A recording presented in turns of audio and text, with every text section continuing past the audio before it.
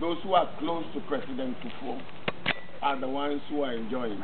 They have their fingers in every pie in our country. And I'm telling you. And they want to maintain it this way. Sometimes you ask yourself, did they come into power to rob the nation? Do they ever think about the people who voted for them into power? No. Obviously they don't. This is the tragedy of our situation. And we need to have a change. Not the positive change that they were preaching. I think we should have meaningful and realistic change. This is what we need. Now, we have a very onerous responsibility. We need to give Ghanaians hope. We need to let the electorate know that you cannot be a leader unless you have people following you. And that the resources of our dear nation should be used solely for the benefit of the ordinary people. Leadership is about one thing. And in our case, improving the lot of Ghanaians. That is all. That should be the only preoccupation. Nothing else. But what do we see? Buying hotels, getting engaged in cocaine. Look at it. When we started talking about the drug issue, they said we were crying wolf. Now you have a member of parliament languishing in jail here. He brought into this country $6 million worth of heroin. Of course, his intentions must have been very clear. If he had succeeded by now, he would be, is it the 22nd or 23rd presidential candidate for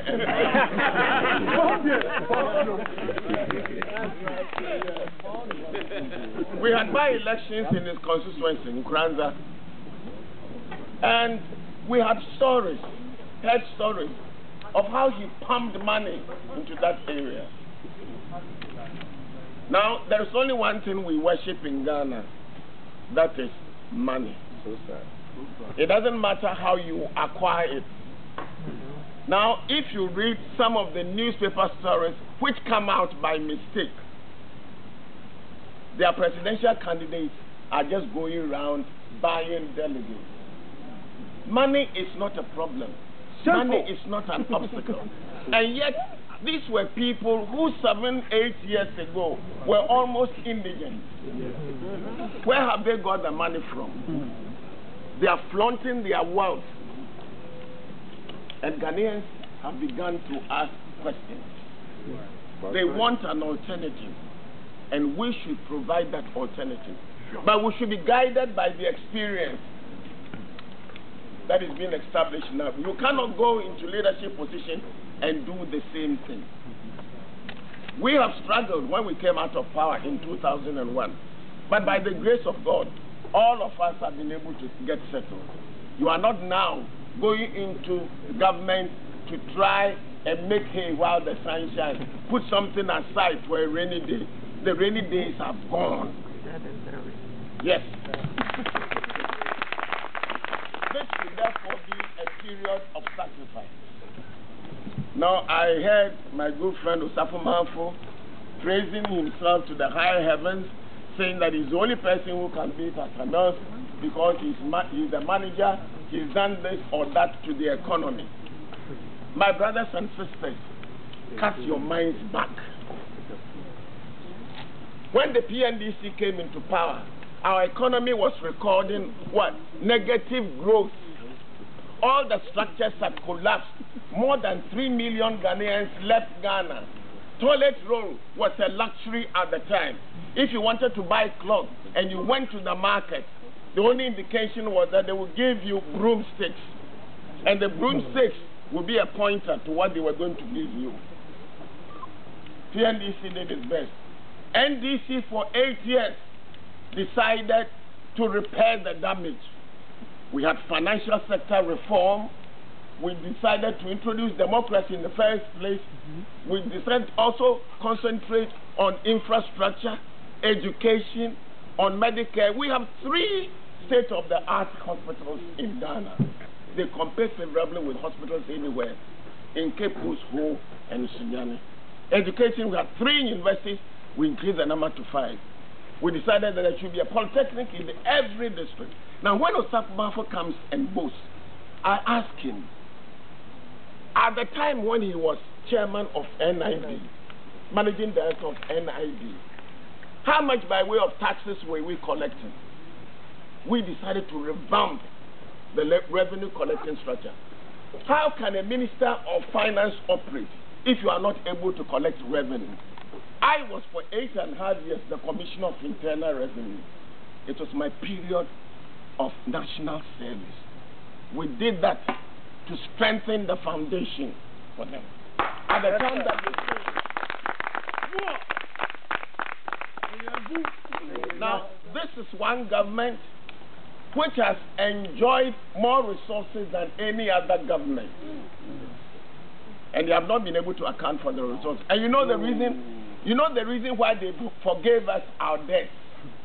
It was because they said that Ghana had become a model of democracy, good governance, etc., etc., and that Ghana must be encouraged.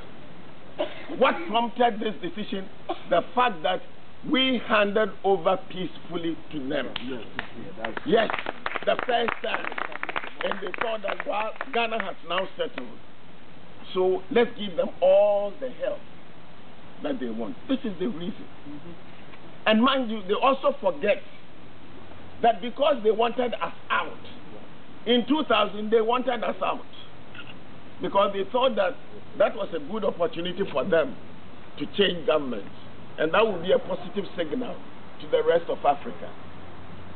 Cocoa price went from 1,800 a ton to 700. Gold went down. We had problems with Ashanti gold fields at the time, while oil prices went up. When you have a monocrop economy like ours, you depend on cocoa. Your budget takes the price of cocoa into consideration. And your revenues from cocoa are cut by 2/3. What can you do? And yet, when the NPP government came to power, cocoa was around $2,000 a ton, and they have enjoyed an average of 1,800 for the past 6 or 7 years. Gold is gone through the roof. Yes. If you add the fact that they have been forgiving their debts, so the money that we would have spent repaying our debts have been made available to them, only because we decided that we love Ghana more than they, and that we would hand over peacefully to them. And now they can beat their chest and say that they are what? Better managers. What have they managed? What have they managed? And they like reading out the statistics. They like reading out the statistics. Inflation has come down, interest rates have gone down, etc., etc. You know, I'm not an economist, but I would have thought that economic development simply means the improvement in the welfare of the ordinary people. Statistics don't put food on the table. Statistics don't pay people's fees. Statistics do not guarantee the welfare of the people.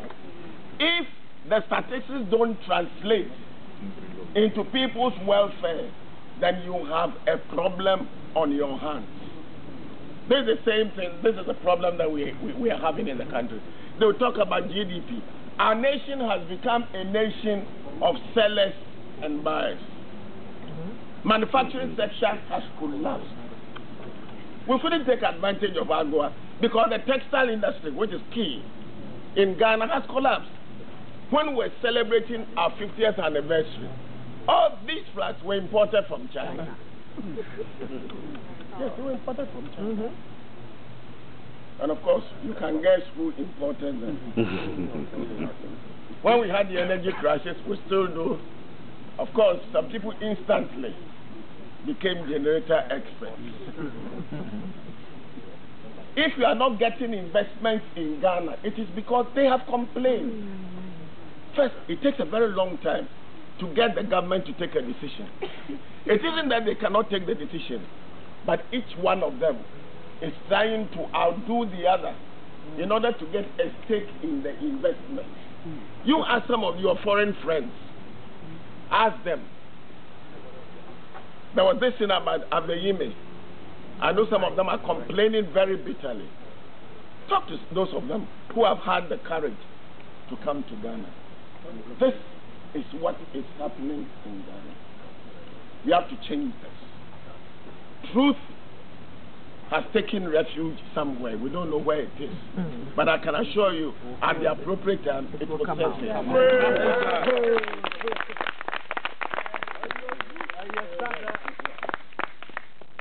It is convenient for them politically that they think that it's a positive thing. So a vote for Attah Mills is a vote for Jerry Rawlings. My brothers and sisters, nobody can rewrite history. I will never, or nobody can obliterate the fact that I was Jerry Rawlings' vice president. You cannot also run away from the fact that for about 19 years, he served as the chief executive of Ghana, chairman, and then subsequently president. But President Rawlings has served his term. It is for history to judge him. And I know that the history will judge him. But the time has now come for Attah Mills and NDC to move in another direction.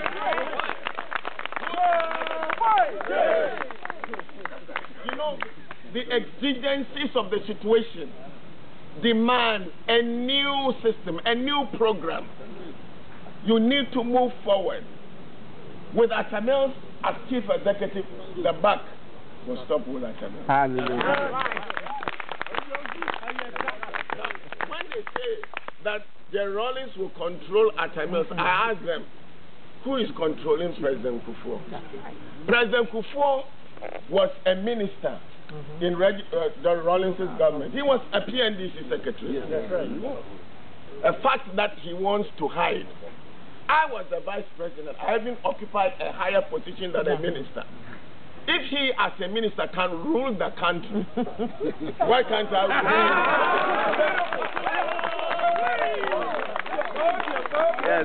Yes.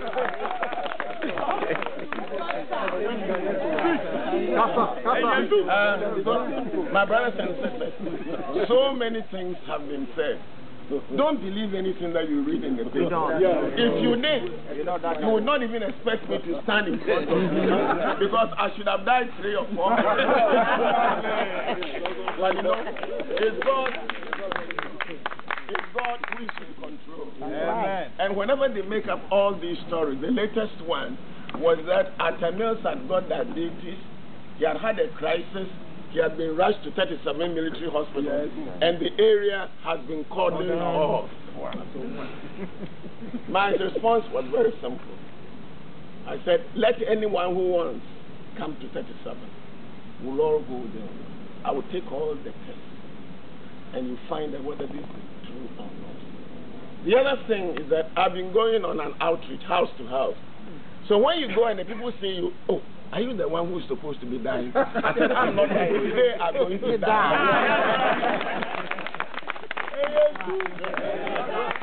My brothers and sisters, the task ahead, I will tell you, is not easy. We should not be complacent. Nobody is going to hand over power to us on a silver platter. I was in Atlanta. I went to see the Carter Foundation. You know, in 2004, they didn't even send observers, because according to the government, Ghana doesn't need observers. I'm not surprised. There were serious irregularities in 2004. They panicked so much that they called a press conference and declared themselves winners. When they did, the results were coming in. My colleagues, there was so much pressure on me. Declare yourself winner too. I have to think very seriously about it. What is going to happen? Because our people were poised to go into the street, and I knew that they would spill blood. I thought about it and said, no. We've gone to court. We are still in court. But my brothers and sisters, my hands now are tied. Nigeria, they sent international observers. Their verdict was clear and unambiguous. It's a sham. It's flawed. They use all the adjectives to condemn the election. What happened? Barely a month, or less than a month after, at the G8 meeting, the powers that be were seen congratulating the Nigerian Prime Minister and the President. In effect, they were endorsing the results. Now, unfortunately or fortunately, it has sent danger signals to all those who want to cheat. And I told the U.S. and the Secretary of State who came to see me, we had about an hour discussion. Then when we finished, he said, Professor Mills, you know, I have a word of advice for you. I think that you must try and tone down your language. He said it's too inflammatory. And when you do that, you won't win international support. I looked at him and said, let me tell you, I'm one of the most moderate voices in NDC. If you want to hear the actual NDC voice, I will let you go. And I said, I'm telling you the things as they are. You come and sit here. Your people must know what is going on. They do. You tell us that in private. But let them appear on TV with President Kufuor. They heap all kinds of praises on him. And I said, whom are you kidding? I told him, if you like, just go into the streets and talk to ordinary guys. But I added by saying, next time round, my supporters or my followers will not even allow me to open my mouth. That's right. It's true. That's right. If I do, they will not even listen to me. They won't. Now they know better. They know better. And it is because of the precedent which has been set. They are looking the other way. America wants to establish a military base in Ghana. And therefore they need a leader that they can push around. Attah Mills will not say yes or no to the establishment of a military base. It is for the people of Ghana to determine whether they want it or not. I would call for a public debate, a public discussion on this, not leave it to President Kufuor and his government. Because eventually, it is the people of Ghana who have to live with this. My brothers and sisters, all said and done, I would like to appeal to each one of us to try and assume some responsibility. First of all, unity is very important. I'll be very honest with you. I've not been too happy about reports I've heard about North American branch of NDC. What are we fighting over? Why? Mr. A doesn't talk to Mr. B, Mr. C doesn't. What are we fighting over? If you like, come and join me in Accra, doing the house to house. When you work for 5 hours, you will then say whether you can insult somebody or you can quarrel among yourselves. If you are working, you won't have time to quarrel amongst yourselves. And please, let us also remember, let's give praise where it is due. Sometimes the way you respond to those who hold divergent views is not encouraging. Let's all remember that some people started the NDC, others came and joined, others will continue. But let's know that we are all one big family. Yes, once you deal with each other in good faith, you can then appreciate the differences in opinion. But when every now and then somebody will call Accra and say this, another person will call Accra and say this, what I tell myself when I hear these things, that those people there don't know what they are about. They have nothing to do. But if you really have something to do, it doesn't matter. I wish somebody would go around Accra and say that I'm Attah Mills, I'm the flag bearer and do my work for him, I'll call the person and thank him. I will not be angry with him that how dare he call himself the flag bearer. Isn't he doing the work for me? We are so much interested in position, in titles. Titles don't make human beings. Titles don't bring results. It's through collective efforts that we can do something about the situation facing our kids and kin back home. So my appeal to you is that sink your differences. There are too many people going on ego trips, and it doesn't do a party any good. Please, if somebody wants to help, let the person help. You know, in politics, you can't draw up a program and then start ticking. We finish with a lot of things happen. You have to act on the spur of the moment. There's a development which calls for an early response.